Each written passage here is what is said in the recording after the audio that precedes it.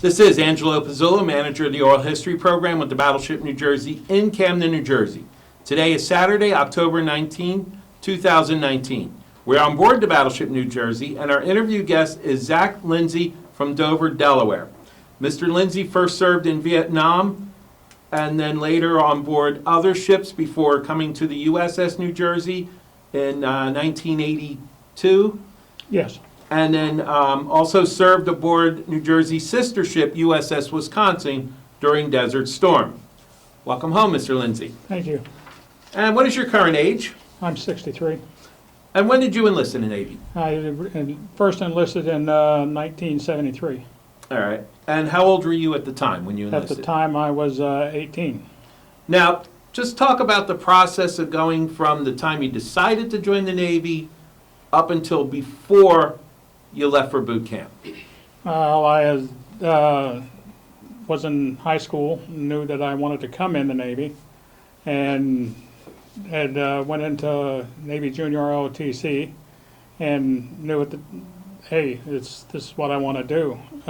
Watched a lot of movies with the ships and all, and said, hey, this is for me. So, right out of high school, that's where I went. All right. Now, did you go through, what was the process of getting into the Navy like before boot camp? I Just, you had to go through physical, did you have to do this? Oh, I And had to where go- did you do it? I had to go to the MEPS and over in Albuquerque, New Mexico. Not much water around there.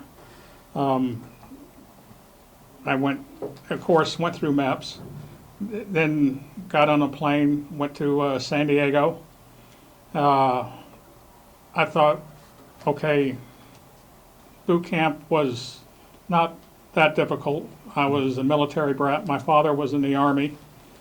He was wondering why I wasn't going in the Navy. He wasn't too pleased, but you know, he's going to get over it. Now, before we continue, if I can ask you to remove your cap, thank you. The shadows were pretty bad. All right, so let's step back before we talk about boot camp. So what was your inspiration for joining the Navy? All the Navy movies. And plus my grandfather, I think my mother had told me he was in the Navy, but I still don't remember, whether he was or not. I think he might have, she might have mentioned it, but most of it was just watching Navy movies and also Navy ROTC in high school. All right. So where did you go to boot camp? San Diego. All right. You briefly mentioned that it wasn't too bad. So do you have any specific stories you remember from boot camp? Unfortunately, yes. All right. Of course, in boot camp in San Diego, you can look out the windows and see the Marines running and all. And myself and another sailor was laughing at them, and we got caught. And the CO or RTC, I forgot what they're called, but he said, you like laughing at the Marines, and he brought up one of their DIs, and he kind of made us Marine for a day. Ooh. Yeah, it wasn't a happy deal. Mm-hmm. All right. Do you remember anything from your boot camp graduation day? Yes, what stands out is my mother. She had made the trip from Albuquerque to San Diego to watch graduation, and that was a big thrill for me. Okay. Now, did you go to A school or any other type of advanced training after that, and where? No, I had OJT. They did a little, not really A school or anything, just the OJT, and then right out to the fleet. All right. And what year did you get out of boot? It was right at the end of summer, and I put in on the dream sheet, I said I'll take any aircraft carrier on the West Coast, and they put me on a tin can over in Baltimore. Okay. Just for the historical record, tin can is a... Destroyer. Okay. All right. And do you remember what year we're talking right now?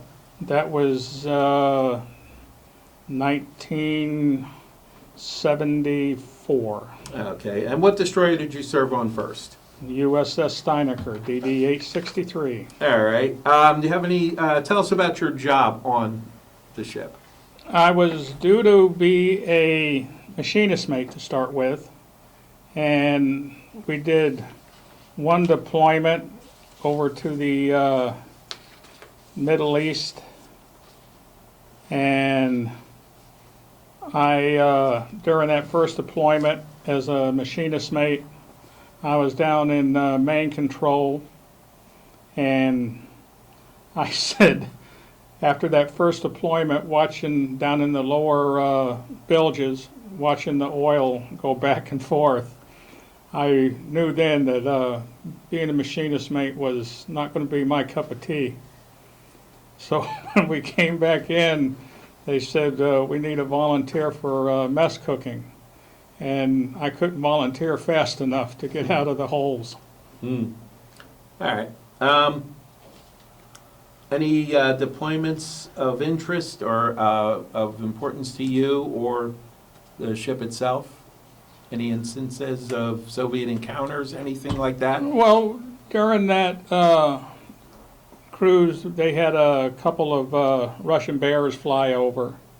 And, I thought, being the young kid I was, I thought we were going to be attacked. My first cruise, seeing Russian planes fly over, I didn't know what to expect. All right. Then what was your next ship and what year did you transfer? Next ship was, let's see, next ship was the Charles P. Cecil, which was another destroyer, which was out of New London, and which was a submarine base.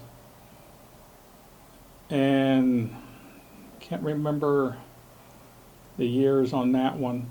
But before that, I'm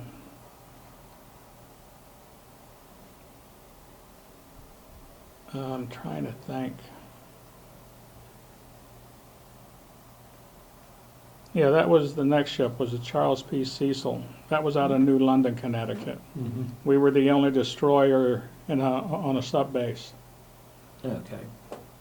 And what was your job on that ship? That was, I finally had finished my mess cooking tour, and while I was mess cooking, I struck for gunner's mate. And I was in charge of Mount 52. Okay. Now, you also did some time in Vietnam. Was that very, very little time. Okay. We was only over on the Steinecker, was only over there for about 3 months or 4 months. Very Right. little time there. And you didn't pass by the New Jersey at any time? No. Okay. All right.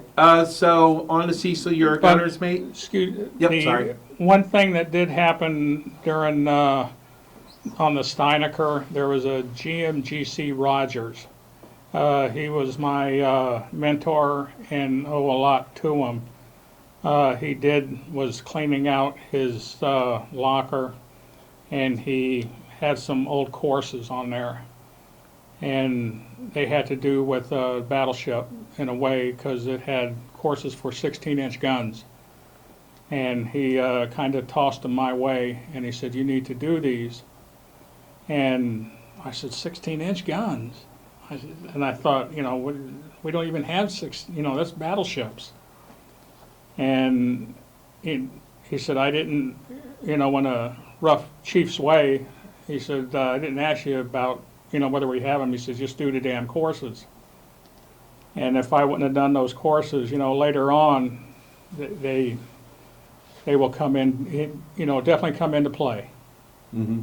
Now, did he happen to know, what year was this? Do you remember? This was in 74. Okay, so the New Jersey had already left. Oh, yeah. Vietnam. Okay, that's why I was trying to get the timeline. I thought he Right. had I thought he got some inside scuttlebutt. Well, but we're talking after the New Jersey. You know, him being a chief, you know, Mhm. they have all kinds of premonitions, so maybe he Right. knew down the line.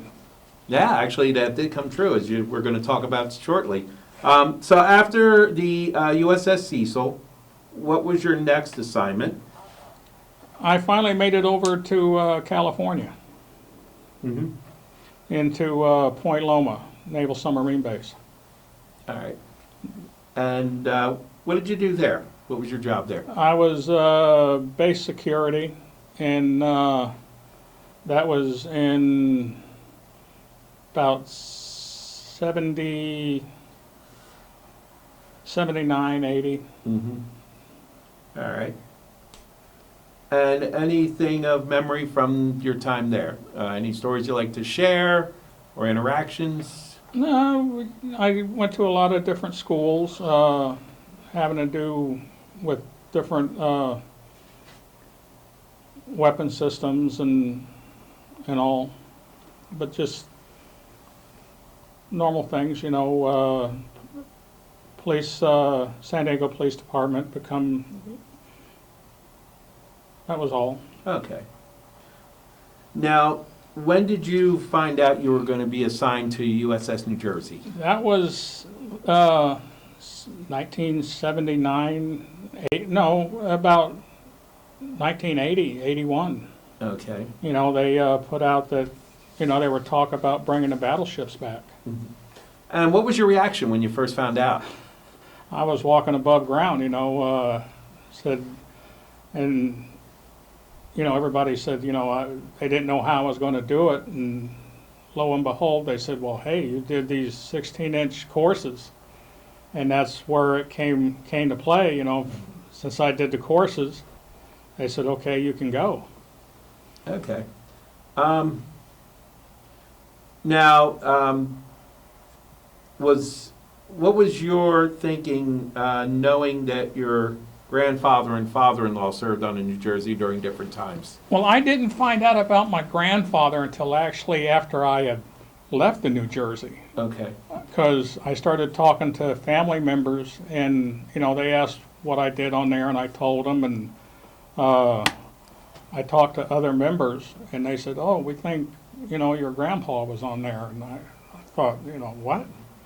And that's when I found out he was on there, not just on there, but working in the same gun room and doing the same job that I was doing. And I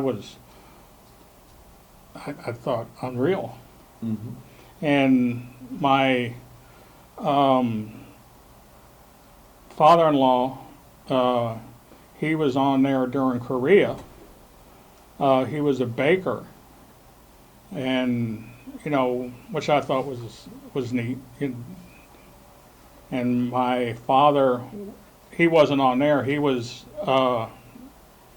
calling for a shot over in Vietnam. He was just calling for fire. And he actually was calling the New Jersey. Correct. Okay. Did he ever share any stories about that? What he did? No, he really didn't talk about Vietnam that much. He was, you know, just told me that, but talk about that, no. Okay. Now, the first time you actually saw the New Jersey, what was your reaction? The same thing it is today. Every time I drive down, or it's just unreal. It's a ship that you can see an aircraft carrier or whatnot, and they're impressive. But you see a battleship, they're hard to put into words. It's a ship of what you think a ship should look like. The guns on it, the enormous, they're just beautiful. Mm-hmm.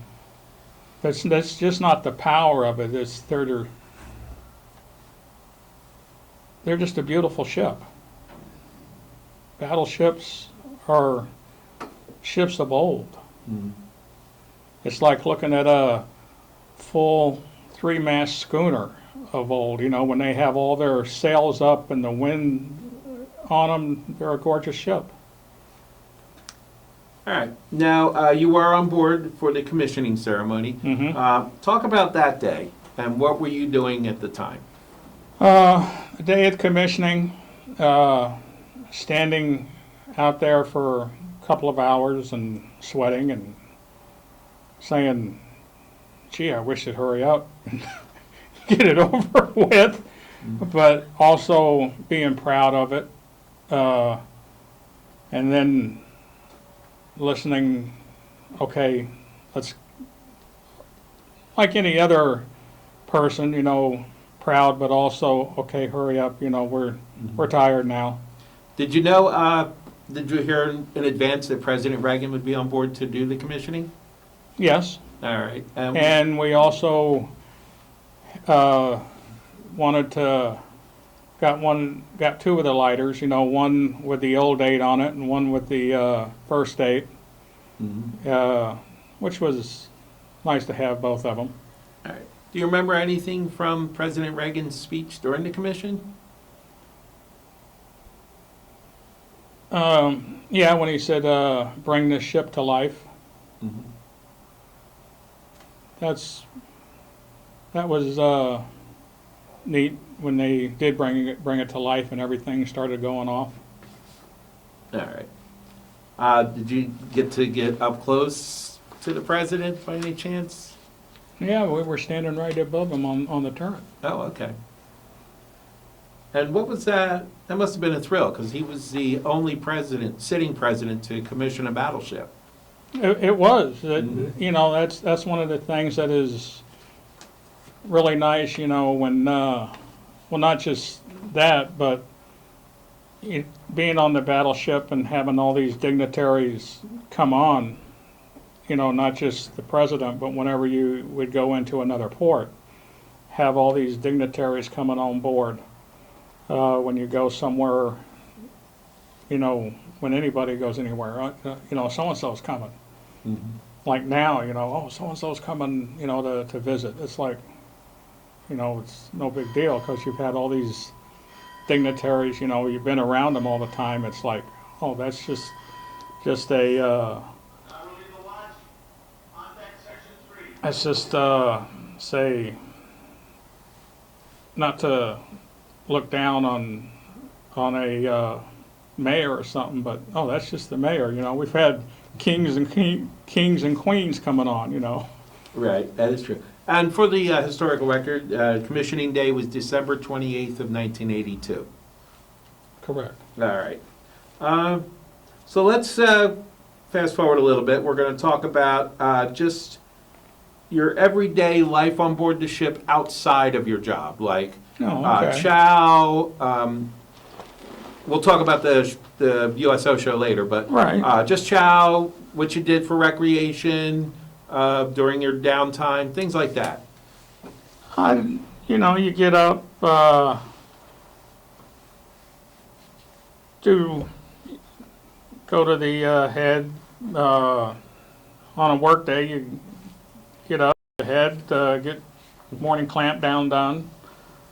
Chow, a lot of times if you get up a little bit late, you go to the speed line, grab one of the egg McMuffins that they'd have on the speed side. Mm-hmm.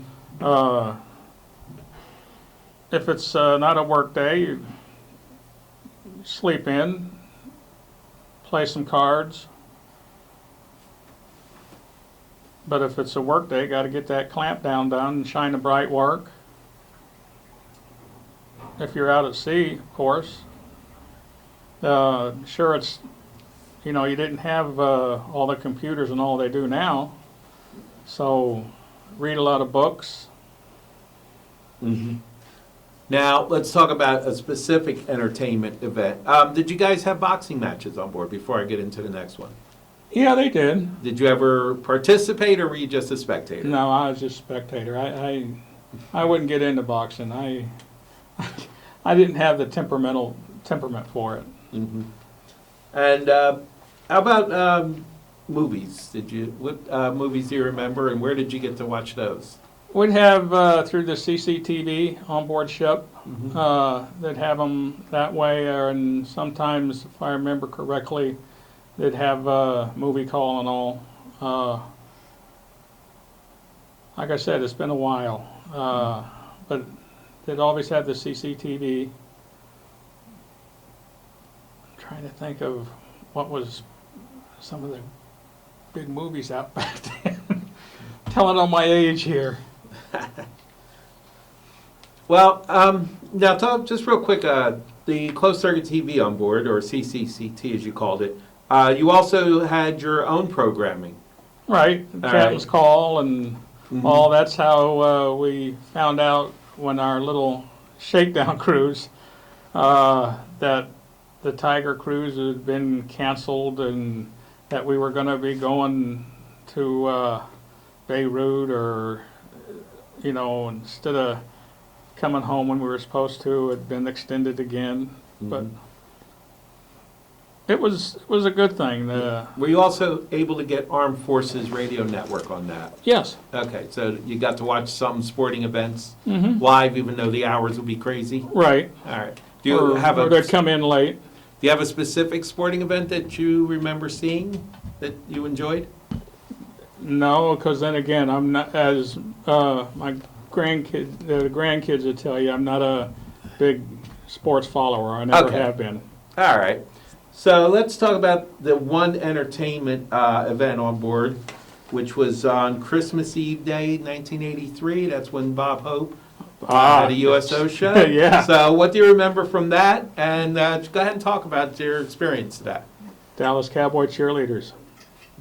That was a good one. And Bob Hope himself. Everybody was looking forward to it. Everybody enjoyed it. And Jillian and gosh, what's the other one's name? Brooke Shields. Very good event. They also brought the Marines in to enjoy the show. It was very good, very nice, a lot of fun. There was people on top of the gun. It was very good show. All right. So let's talk a little more in depth about your different jobs on this ship. We went through Terra 2 today. So describe what you did from the bottom and then every step of the way to make it up to where you ended When up. I checked on, of course, like all the gunners' mates, they all wanted to work on the 16s. And of course, everybody, if they got on the 16-inch guns, they wanted to be in the gun room as a gun captain. You can't do that. So I had a very good teacher by the name of GMGC Milliman. He said, well, you're going to start down on the powder flat. And, it's down at the bottom. But, okay, that's where I'll start. And so I was down there in the powder flat, and I was looking around, and I said, man, this place is disgusting. It's like being down in the bilges. So we opened up the magazine, and they were just, all the brass and all, it was not shiny. So this was before the ship went into commission? Oh yeah, it was Okay. sitting in the yards, Okay.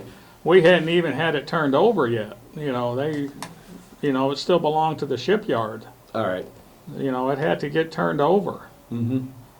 So as the space gets turned over, they don't clean it. They just make all the machinery work. So as it gets turned over, you have to make it navy pretty. Right. Okay. So go ahead and talk about that process. Well, we had it turned over, and myself and some other GMGs and all, we get to make it pretty. Mm-hmm. And we cleaned all the bright work, made sure all the stanchions fit in all the slots and everything was ready to go, and then go into the powder flat itself and cleaned all the deck plates, got the elevators working, and it was ready to go. And that's what it consisted of. All right.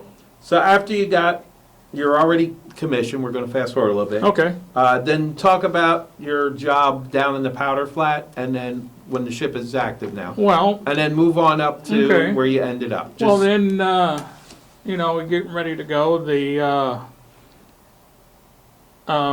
everybody, all the deck personnel, bosun mates, and deck apes and all, for general quarters, they get stationed in the powder flats, in the powder mags. It's my job to train them to operate and move the powder from the magazines into the powder flat and be able to move it up safely. So that's one of my jobs, is to train them safely to be able to do that. And Chief Milliman, he comes in and wants to make sure that I've trained him properly. He gives me a test, all to make sure I've done it safely and properly, and they're able to do their jobs.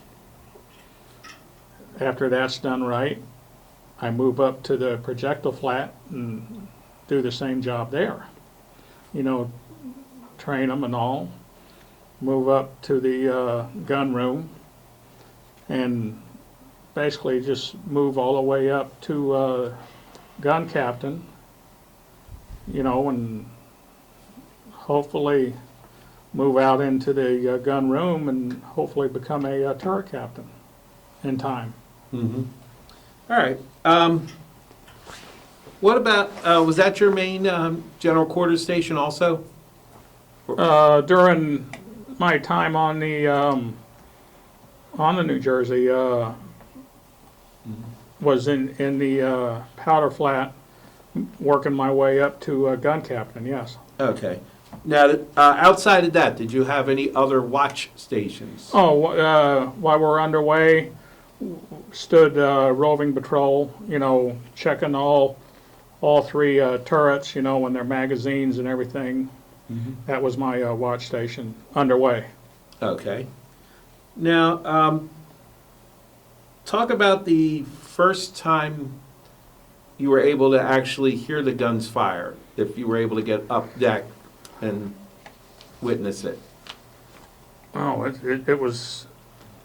I had been on 5-inch before as a mount captain, and it's like night and day between a 5-inch and a 16-inch. 5-inch, it's more of a loud crack, and it hurts your ears, I think, more than a 16-inch does. A 16-inch is like thunder. It's a rumble, and it vibrates. There's a vibration inside of you with a 16-inch, and it's great. It's fantastic. I loved it. All right. So let's talk about what you were talking about earlier. You said you heard that your shakedown cruise was cut short, and you're heading to Lebanon. Oh, it wasn't cut short, as it was extended. Extended. I'm sorry. Yeah. Sorry.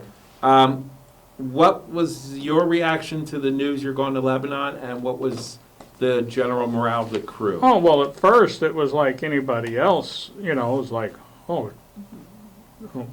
can't say that. People's not happy because, they didn't want to stay out there longer. It's like everybody else. They wanted to go home, but it's life. That's what we signed up for. All right. So describe what it was like to be off the coast of Lebanon. What were you doing? And as a turret operations, what was your job? Well, at first we're thinking, are we just going to steam here in circles, or are we going to be able to do what we made for, let's take care of business. Let's get some, they bombed barracks. They when they bombed the barracks, they took one of our own, and let's take care of business. All right. And just for the record here, that was Chief Petty Officer Michael Graczynski. Correct. Did you know him personally? Yeah, we all did. He was part of the weapons family. Okay. Now, talk about when you finally got the orders to fire. Yeah, it's okay. Let's do this. About time. Mm-hmm. So did that actually up the crew morale?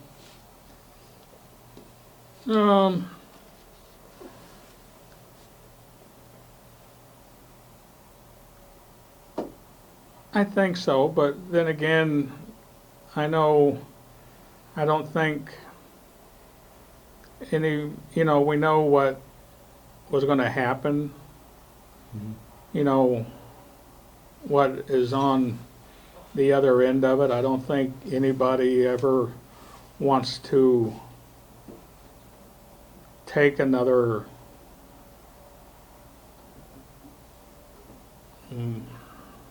we know what was going to happen, Right. But we were ready to do that, but you got to do what you got to do. Right. Okay. Now, you were also part of the firing in February of '84, which was one of the heaviest bombardments. Correct. How long did you guys go? And if you, just by chance, you remember how many projectiles at least your group fired? I think it was 200, or I think it was more than that. Not right offhand. Okay. So, and do you remember how long you Oh. just kept going? I think we had to do an onload afterwards. I don't remember right offhand. Mm-hmm. All right. So talk about what was it like on board when you got the orders that you were departing, and then talk about anything else during that coming time. home? Yeah, after Lebanon, you got the orders for Lebanon. Just talk about that and what you did up until you left in New Jersey. Well, when we finally started the homeward bound trip, it was exhilaration. We finally on the downhill slide. Each day, as you got closer and closer, the sleep was becoming less and less. It was like seeing the battleship for the first time. Okay. It's hey, we're getting there. Come on, let's go. Faster and faster is what we were thinking. Now, do you remember hearing any, and just for historical record, it's called scuttlebutt in the Navy, but any rumors or stories about the Iowa coming to relieve you? Oh, you always hear those. We know it's okay. That's good. Okay, cool. We heard that there was guys coming to relieve us. So some guys could go home and all, but a lot of the guys didn't want that because we knew that some of the crew would get relieved, but then you'd have to come back anyway, and that'd make it even harder because you'd have to come back. So Yeah, you actually got an opportunity to meet the officer who was in charge of that reserve. correct. Okay, but you did not partake No. in that. I didn't want to do that because I know I'd have to come back. Okay.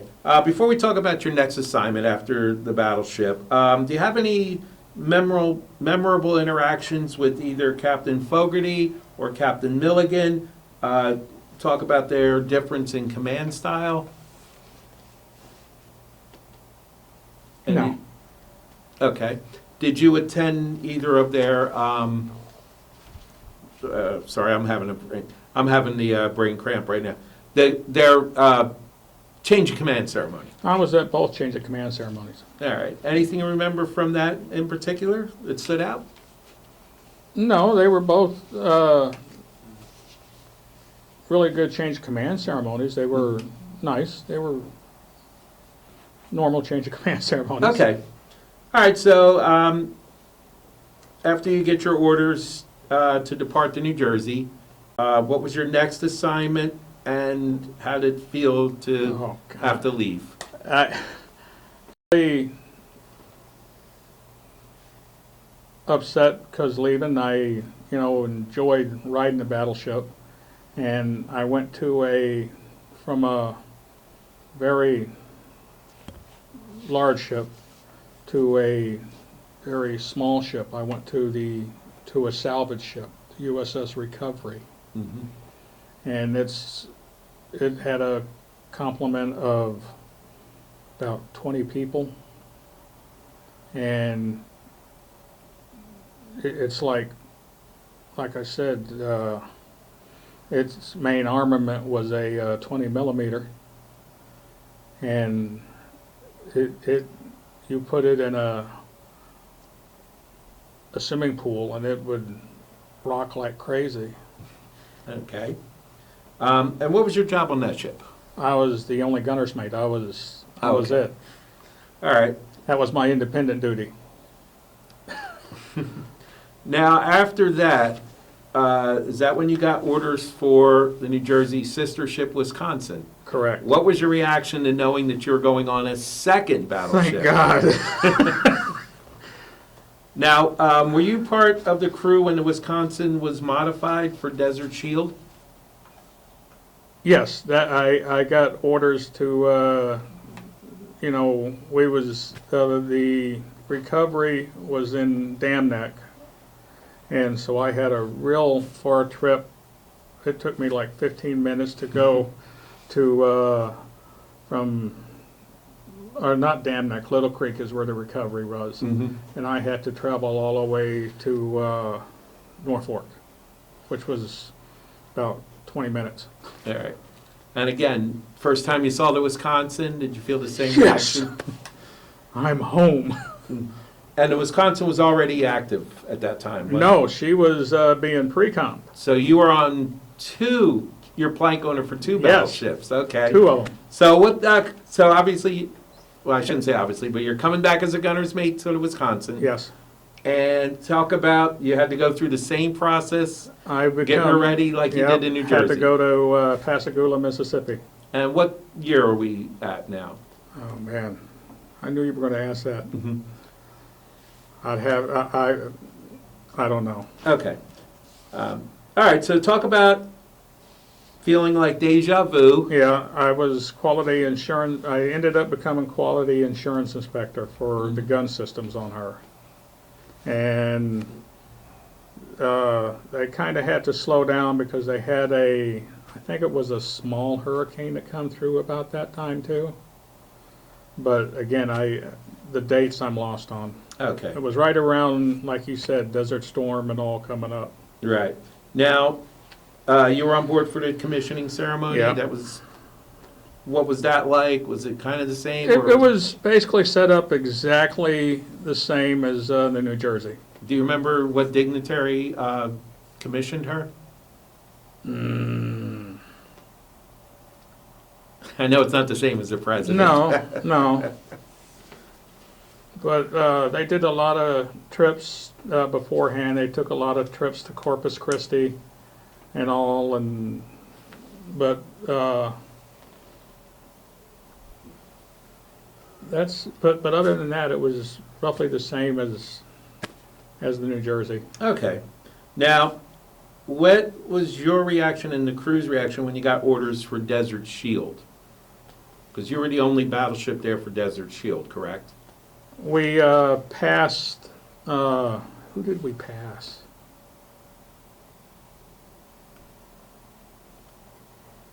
I think we passed one of the other battleships. Well, the Missouri joined Desert Storm. Correct. Yeah. That's right. Yeah, we were the only one. Okay. Now, as a gunner's mate, I do have to ask you this. What was the reaction of you and the crew when you heard about the Iowa accident?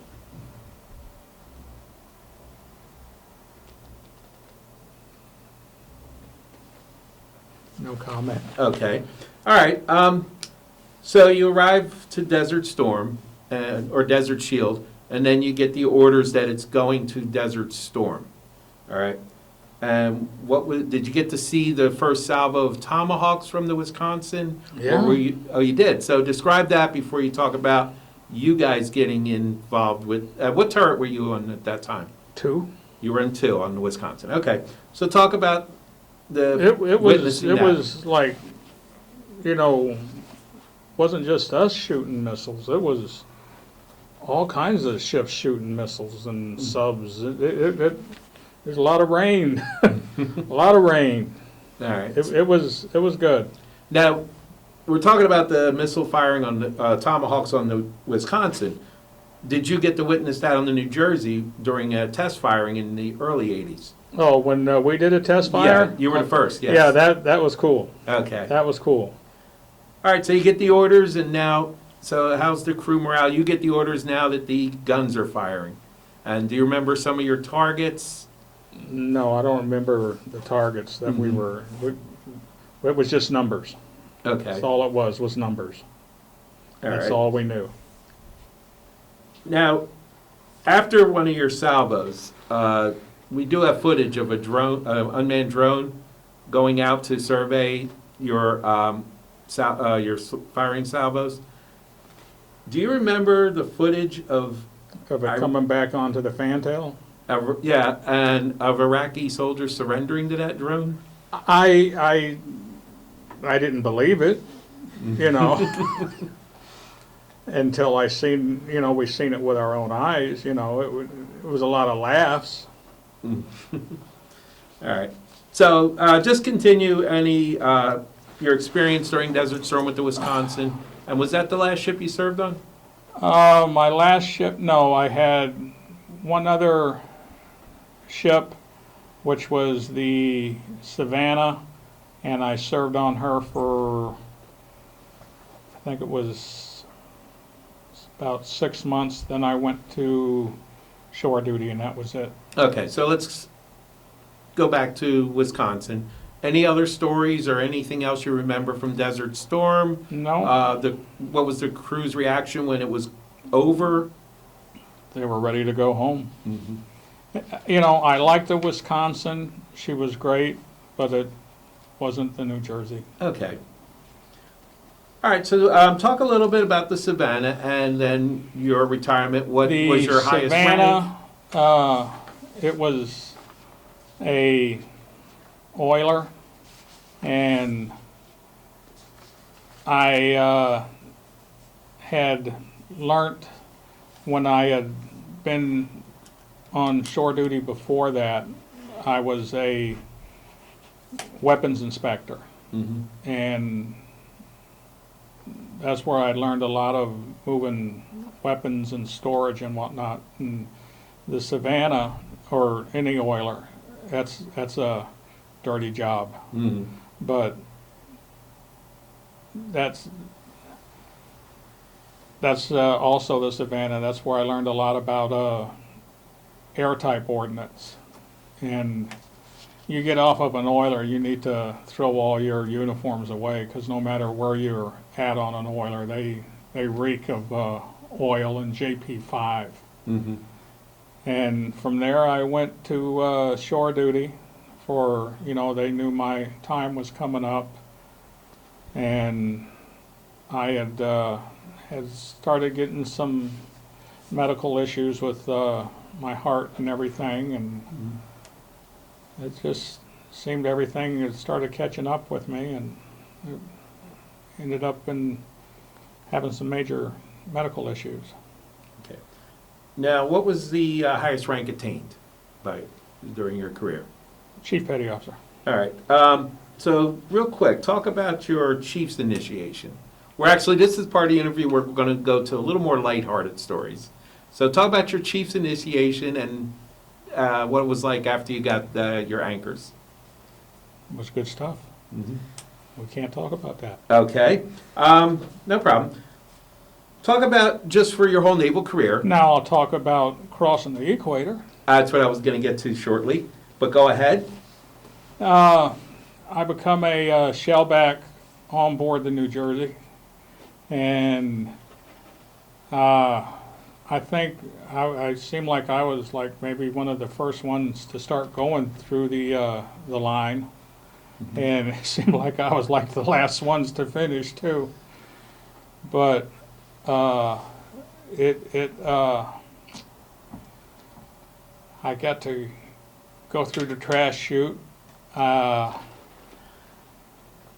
got to see the royal baby and the barber, and they have, I've got pictures out in the truck that I've shown to people, and they said, "You actually enjoyed that?"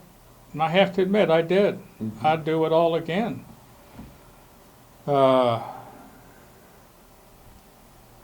Some people thinks it was gross and disgusting.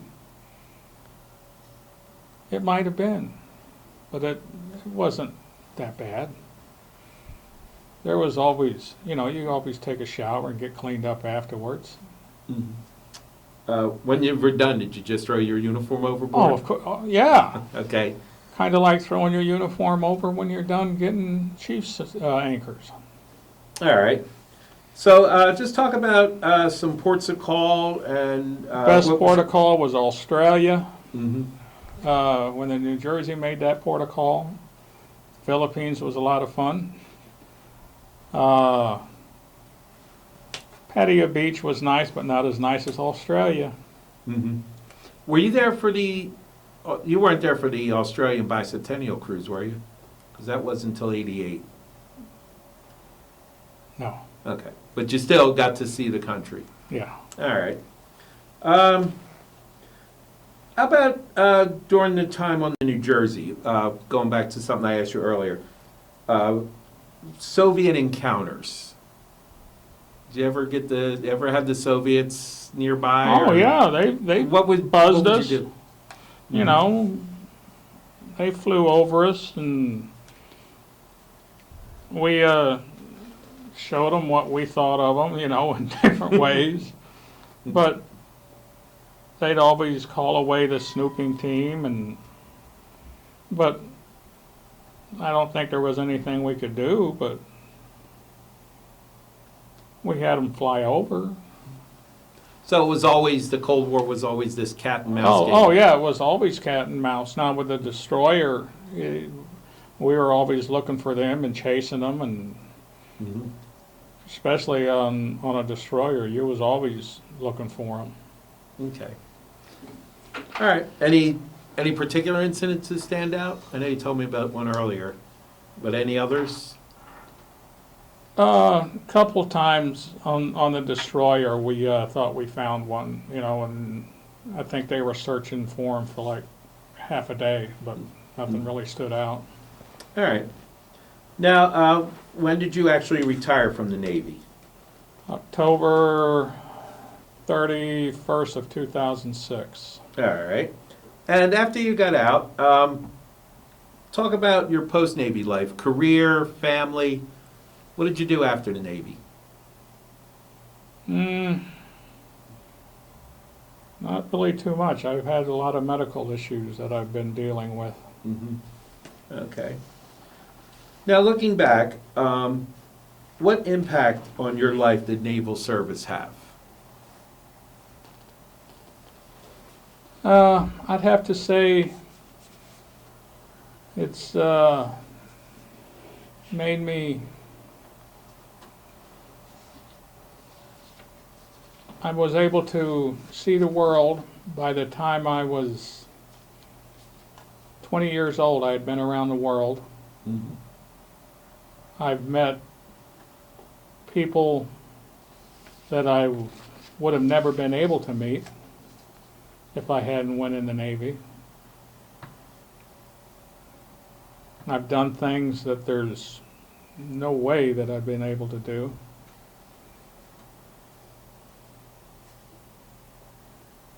And I'd do it all again. I'll do it in a minute. Okay. Now, you did mention that you've been back off camera. You mentioned that you saw the New Jersey before she opened as a museum. Yeah, But this is the first time you've seen her as a museum. yeah. Yeah. What was it like coming up the pier? I know you have your 3 grandsons with you and your wife. What was it like coming up the pier to see her again in full regalia? Well, when I was on here before it was a museum, Mhm. you know, I was going through, and I had went up a couple of the ladders, and I thought, man, I don't remember it being this hard. Yeah, it wasn't this hard. And then today, when I was going through the spaces with the cutaways, I was thinking, damn, I sure am glad you got these cutaways. This makes it a lot easier with these cutaways, because I don't think I could do it without these cutaways. But she looks good, and I want to thank yourself as well as the volunteers that's made it all possible. If I was a little bit closer, I'd volunteer in a minute. Okay. Well, we could talk about that off camera. Just for the record, the cutaways he is referring to are modifications that the New Jersey made as a museum for our various tours. Any last thoughts or any last stories you'd like to share? Not that I can think of. All right. Well, I want to thank you for your service and taking time to join us. This concludes our interview. My name is Angelo Pizzullo, manager of the Oral History Program on board the Battleship New Jersey in Camden, New Jersey. Today is Saturday, October 19th, 2019. Our interview guest was Lindsay from Dover, Delaware. This recording and any transcripts, abstracts, or indexes made from the recordings will be stored in the Oral History Department of the Battleship New Jersey, the Library of Congress's Veterans History Project, and the New Jersey State Library System. All recordings will be made available to writers, researchers, teachers, and historians. And this is Angelo Pizzullo signing off.